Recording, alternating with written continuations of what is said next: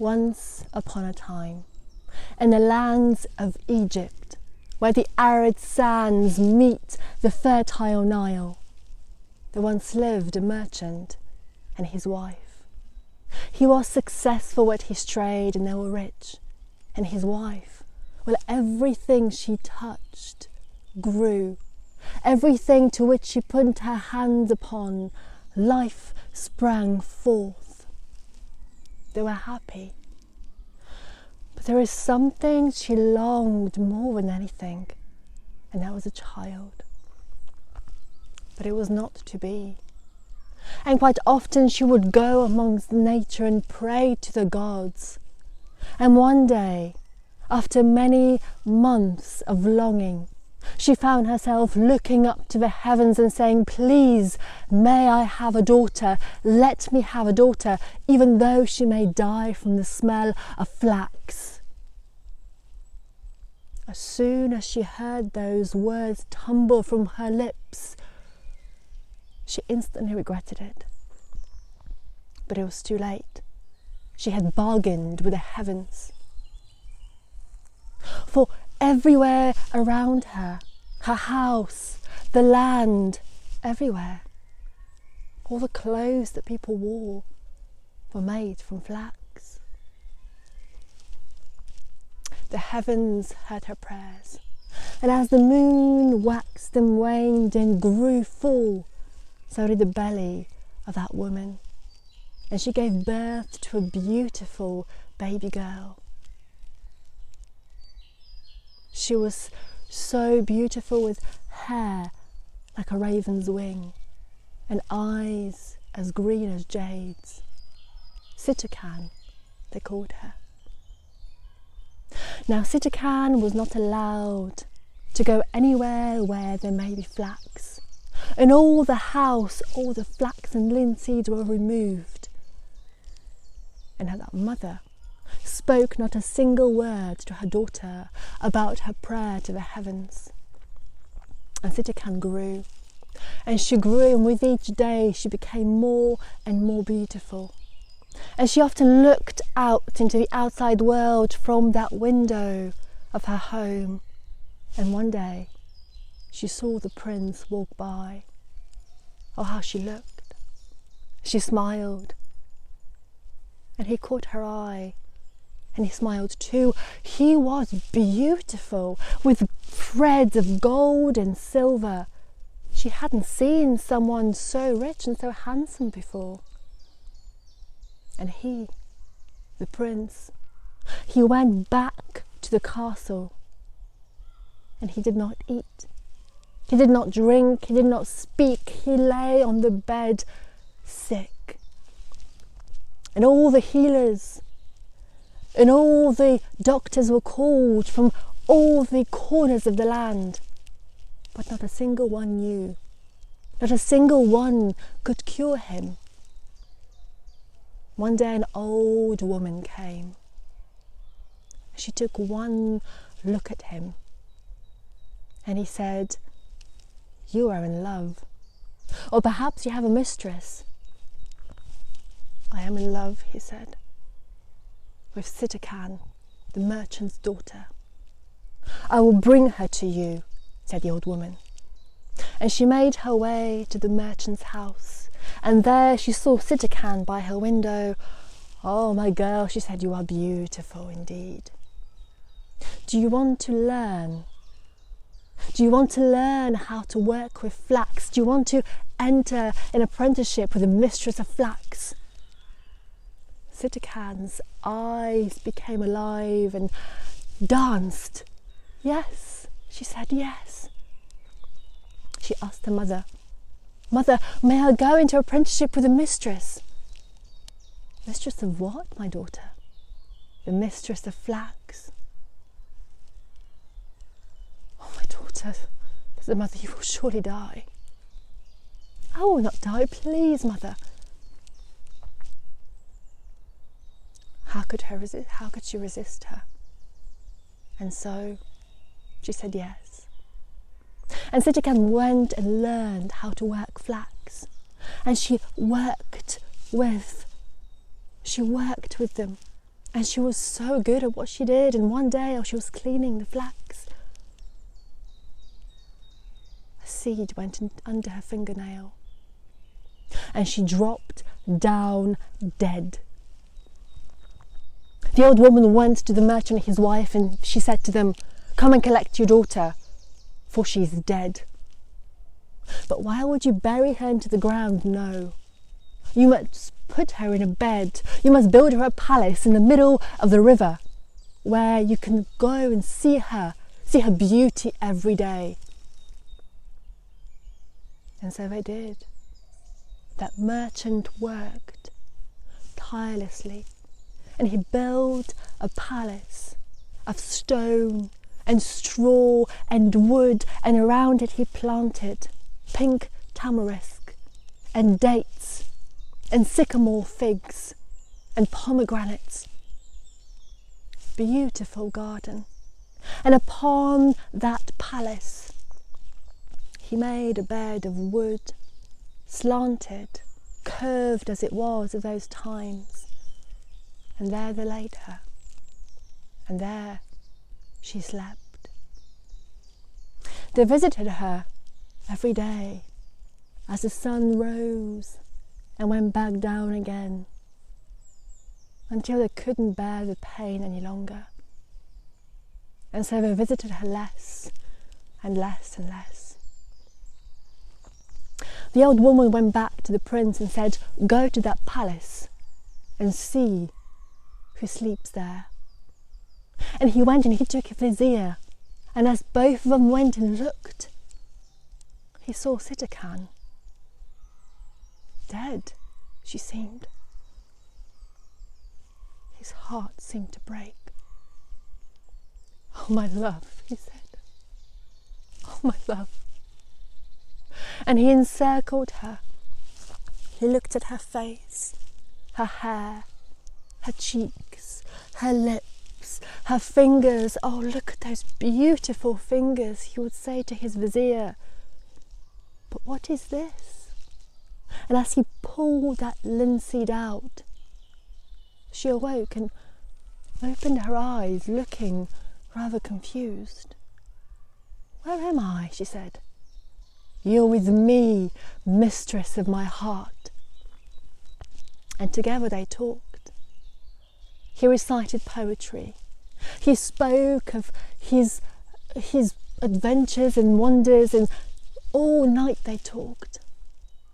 And then, on that floor in that palace, on that bed, they spent 40 days and 40 nights together. After those 40 nights, he emerged for the first time into that beautiful garden of sycamore figs and pomegranates, where his vizier had been eating his fill from the garden. And he said to him, "Oh, look at that jasmine. It smells like Sitakan's hair. Oh, and look at that rose. It is like the flushed cheeks of Sitakan. Even if you do not approve, I will spend but 3 more days and nights with her." And he went up again, and together they lay for another 3 days and 3 nights. And again he emerged and said to the vizier, "Look at that carob tree. The fruit of that carob tree looked like Sitakan's eyebrows. Even if you do not approve, I will spend 3 more days and nights with her." And together they lay for 3 more days and 3 more nights. And again he emerged and said to his vizier, "Look at that gushing fountain. It reminds me of Sitakan. Even if you do not approve, still, I will still go and spend 3 days and 3 nights with her." And he went and they lay together for 3 more days and 3 more nights. But Sitakan, she had seen the prince, she had seen her beloved go and walk among the gardens, and she became curious. What's down there? How come he leaves me and goes and spends time there? What is down there? And so she hid behind the door and watched and listened. She wasn't quick enough to go back and he saw her. He saw her behind the door. He saw her leaving that floor, leaving where they had spent so many nights together to go into the garden and look at the vizier. And jealousy and rage filled his whole being. And he spat at her and said, "If you did not like men, you would not hide behind doors." And he left.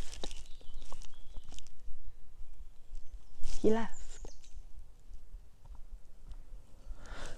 Sadness filled her at first, and then anger.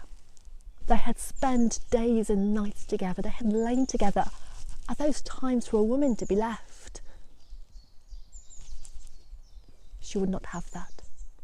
And so she began walking the grounds of those gardens, and there in front of her she saw a ring of empire, a magic ring, and that ring spoke to her, and it gave her a wish.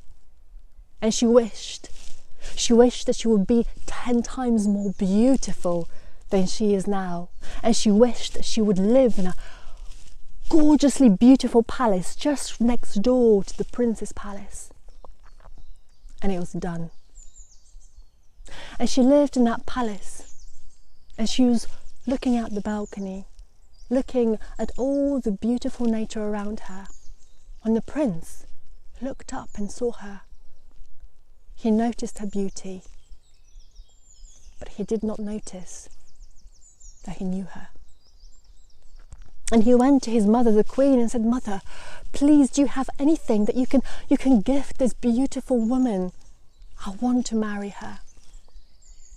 "I have 2 brocades," said the queen. "Please, mother." And so the queen brought those 2 brocades as a gift for that beautiful girl. And Sita Khan looked at them and said, "Thank you." She called her servants. "Take those brocades and rip them and use them as rags." The queen, she had never seen such a thing, and she went back. "My son," she said, "these are very rich people. Please, mother, do you have anything else you can give her? Please, I beg you, I really want to wish to marry this woman." "I have a necklace of emeralds worth 4,000 coin. Bring it to her," said the prince. And so the queen took that necklace and gave it as a gift to Sita Khan, who again called her servants. "Have the pigeons eaten?" "No, my lady," they said. "Break up this necklace and feed it to the pigeons." "Please, my girl," said the queen, "please, what will it take? What will it take for you to marry my son?" "I will marry your son if he pronounces himself dead, if he is wrapped around in 7 shrouds and paraded across the city and then buried at the grounds here in my palace. And only then will I marry your son." The queen went home and told her son, who laughed, "Is that all? Then go out and say my son is dead." The queen wept. She pronounced her son dead. And people came to bathe the body and sing the songs, those ancient songs for burial. And nobody knew that the prince was not dead. And he was paraded across the city and wrapped in 7 shrouds as he wanted. And then the queen said, "My son wanted to be buried in these palace gardens." And so he was left when it was just him in that coffin. Sita Khan came. She opened the coffin and started unwrapping those shrouds, one after another, after another, after another, until it was the last shroud that she was unwrapping. He opened his eyes and she said, "If you did not like women, You would not be wrapped in 7 shrouds. Is it you? He said.